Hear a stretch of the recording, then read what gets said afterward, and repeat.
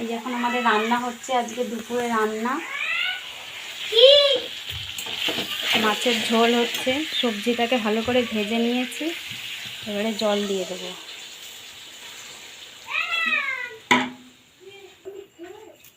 এবারে ঝোলের ওপরে বেগুন দিয়ে দেবো, তাহলে বেগুনটা কালো হবে না।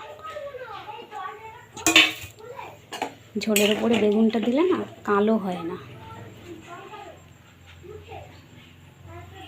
এখানে বড়ি ভাজা আছে, মাছ ভাজা আছে, বড়ি দিয়ে সব সবজি দিয়ে, আমার গাছের বরবটি 2-3টে ছিল, ওটাও দিয়ে দিয়েছি। বেগুন, আলু, পেঁপে দিয়ে পাতলা একটা ঝোল হবে। একটু পেঁয়াজ দিয়েছি অল্প করে, আর কোনো মশলা নেই। এবার ঢেকে দিচ্ছি। তো মাছের ঝোল হতে থাকুক, নামানোর আগে একটু আগে বড়ি আর মাছ দিয়ে দেবো। হয়ে গেলে একটু ফুটে গেলে নামিয়ে দেবো। আর এখানে আছে স্যালাড, শিমের ঝাল আর উচ্ছে ভাজা। ব্যাস, এই হচ্ছে আমাদের দুপুরের মেনু।